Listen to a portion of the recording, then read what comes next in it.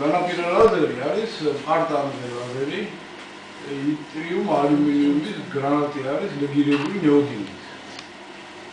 მაგის სიმძლავრე არის 2 კილოვატამდე. საკმაოდ ლაზერია. უშუალოდ იმპულსურ რეჟიმში იმპულსის ხანგრძლივობა შეგვიძლია ვცალოთ 7 ნანოწამიდან 100 ნანოწამამდე. ეს ერთ-ერთი პირველი ლაზერია, შემდგომი ლაზერი, ეს არის აირიზის ლაზერი, ეს არის ჰელიუმისა და ნეონის ნარევზე ლაზერი, იძლევა თითქმის გამოსხივებას, არის სუსტი ლაზერია, 50 მილივატი აქვს მეტია. ეს ლაზერი არის კადმიუმის ორთქლზე, მასში ახლა იყოფება მილაკში, რადგანაც მილაკში იყოფება კადმიუმის ორთქლი, რომელიც აღნიშნულს ხდება და ასრულებს აი ამ ლურჯი ფერის ტალღას, ეს არის 4451 ანგსტრემი. ძალიან კოჰერენტული ლაზერია, მაგრამ სუსტია. სიგარეტის ორთქლი შეუგობრება, რომ გამოჩნდეს. ეს მე შუქშავ, ეს ასე ვთქვათ, ეფექტებს მოაწყობს. ხო. ეს ლაზერები, ეს სუსტი ლაზერები გამოიყენება ძირითადად ინფორმაციის შესაძლებლად, ოპტიკური ინფორმაციის შესაძლებლად. სხვა ტექნოლოგიური დანიშნულებები ამ ლაზერებს არ აქვს. თავისთავად უბრალოდ რაც გარკვეული ესთეტიკურ შთაბეჭდილებას ახდენია. ჩვენ კონკრეტულად ახლა აი ამ წუთში მიმდინარეობს სწორედ ეს ჩაწერის პროცესი აქ და აი ამ მასალაზე ხდება ჰოლოგრაფიული ჩაწერა ინფორმაციის ეს ჰელიუმ კადმიუმის ლაზერია უფრო მძლავრია მაგრამ ამბობთ ახლა ჩამოთავს მაგ კიდევ ქვემოდებს ეს პატარა ლაზერი არის აზოტის ლაზერი ультраისფერ გამოსხივების იძლევა როცა გამიგინება მოათავსოთ და რომ პატარა ჩამოძვას და გავაკეთოთ. ესეც სიტუაცია ჩვენთან. თუ რა მიკითხები გაქვს? გემიდან მარტო საწამო. ხო, მართლა, უკაცრავად ექსპერიმენტის თემა. ეს უკან სპექტროფოტომეტრია, ესეთი წითელი ფერის პატარა მინები. სურა გამოიწეთ შეიძლება. აი ესეც ლაზერებია. ეს არის თხევაკრისტალური ლაზერები. რომელიც აღდება ხდება სწორედ აი ამ ლაზერით და ამ ლაზერით და ხდება შემდეგ ახალი გამოსხივების მიღება. ეს არის ამ ინსტიტუტში გაკეთებული შემოღებაში კეთდება. ეს პატარა მინერი, რომელიც ნომჩერებით არის დაჭერილი, არის ლაზერები. რომელიც კეთდება ჩვენს ინსტიტუტში. აბა რა შეიძლება რა ექსპერიმენტებს ვატარებთ? ესე იგი პირველი ვიბლოთ იმ ლაზერებს. ჩვენს შექმნილ ლაზერებს.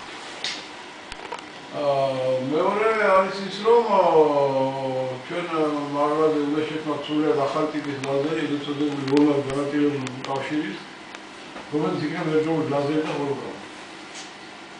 შემდეგ ვატარებთ ფოტონების სფეროში მუშაობთ, გარკვეულ შუბლობიანი მასალებს ვამზადებთ და მათზე ჩვენ მიწევთ ინფორმაციას და ვაგვიჟებთ თუ როგორი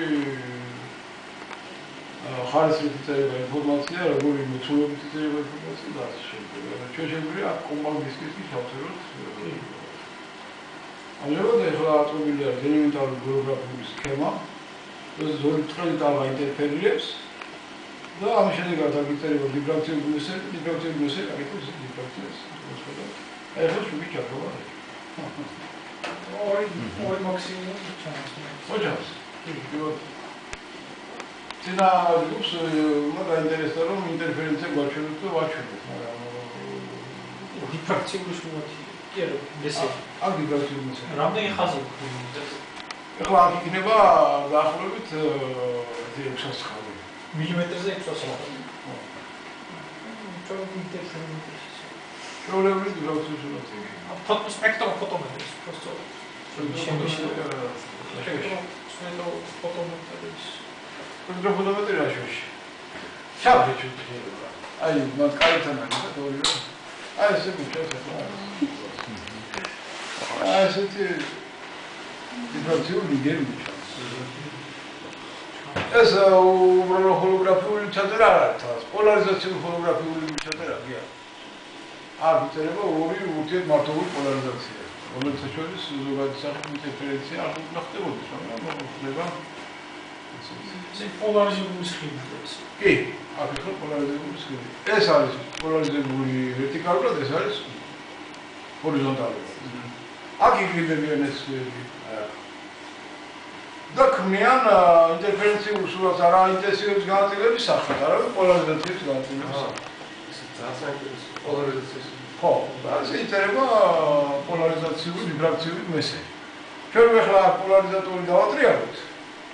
ჩვენ ნახავთ, რომ ეს ვიბრაციული რიგები სხვადასხვა პოლარიზაციისაა, ზოგი ჩაქრება, ზოგი აინთება და ასე შემდეგ.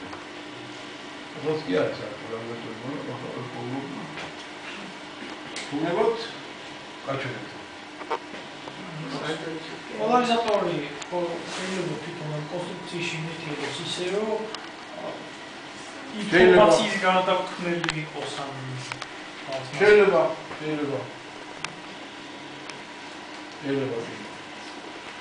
ერთი შეკითხვა შეიძლება. და აი თქვენ სემინარზე ახსენებთ აი კორექტორი, ანუ იმ სიხშირის შემრჩევი.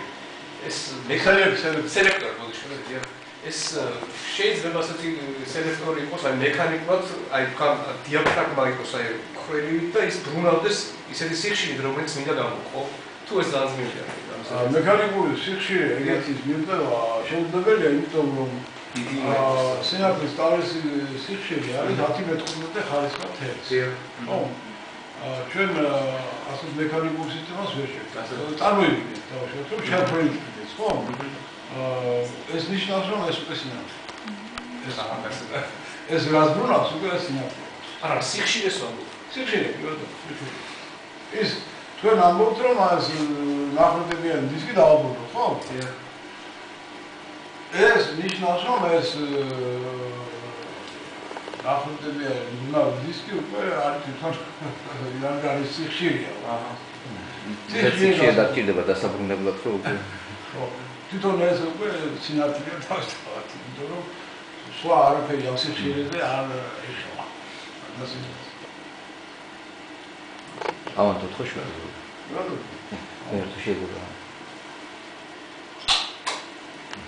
ასე რომ მასე ვერ გაკეთდება ეგ სელექცია, მაგრამ კეთდება ასეთნაირად ელექტროოპტიკურ კრისტალს იყენებენ, რეზონანსში აყენებენ და ამით აკეთებენ მოდულაციებს აკეთებენ.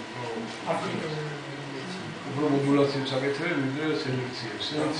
სელექციები ასეთი მექანიკური რიგებით აკეთებენ. და რა სახის ინფორმაცია? იმპულსების მიღება შეიძლება, გიგანტური იმპულსების მიღება. ციფრული გამოსახულების, ციფრული იმპულსების.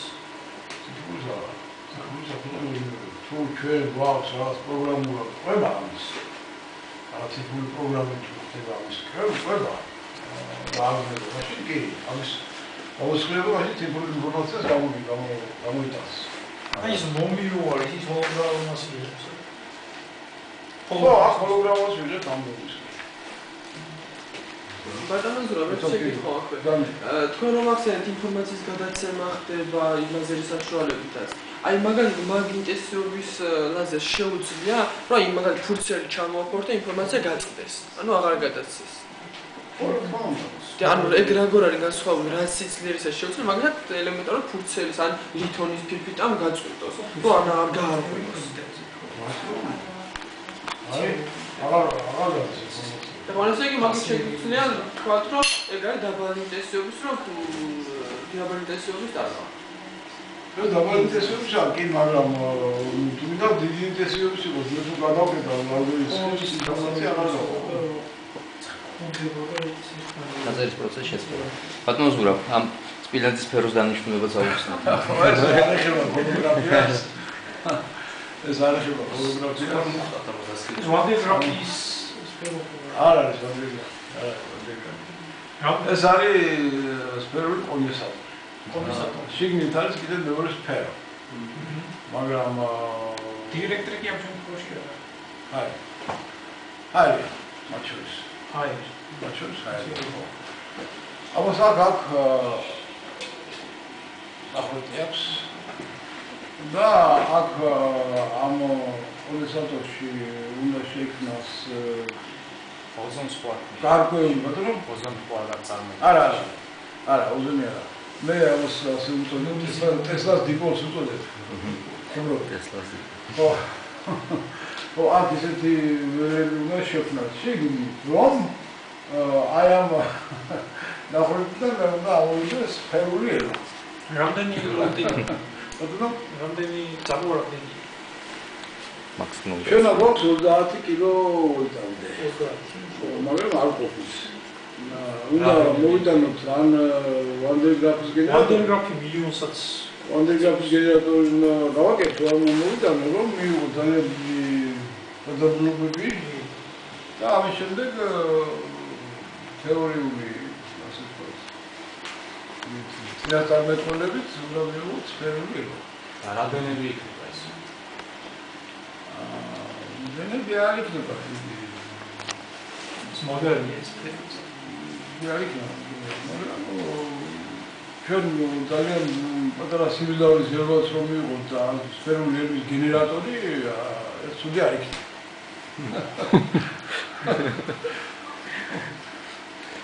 ჩვენ ერთ დღეს რომ გამოვაცხადებთ, რომ თბილისში დაინახეს სფერული გვეცოდინება საიდან გამოვიდა და კიდევ დაფურავი. ვინ არის დამნაშავე? ეგ ხოიცი დაზდეს ხალხს, ხოიცი.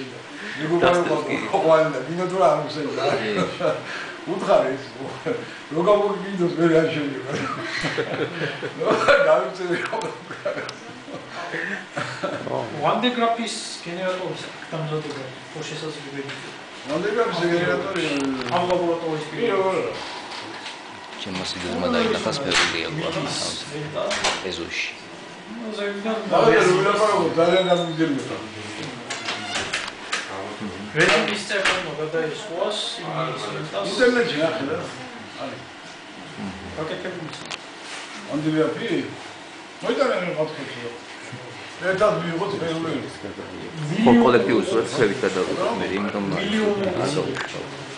მილიონს ღებულა როგორ ზომა. იმით სენსორი. მოიტანა მაშინა გავაკეთე. ეს არის დრონები რაიბულექცია. უაღრესად საინტერესო იყო და კიდევ ერთხელ დიდი მადლობა. მომღების ურთ. შესანიშნავად იყო მონახულე ესე რომ გაუჯობს. ასე ახლა ბატონებო, იმ ნაკაცავს თხოვდა ბატონ ზურაბსაც თხოვთ, რომ ისევ დაუბრუნდეთ სამეცნიერო საბჭოს ოთახში ჩვენთან და ერთი კოლექტიური ფოტო გადავიღოთ. ეს ტრადიციად არის უკვე სემინარების შემდეგ ქცეული. ჩვენ ახალი სტუმრები ვართ.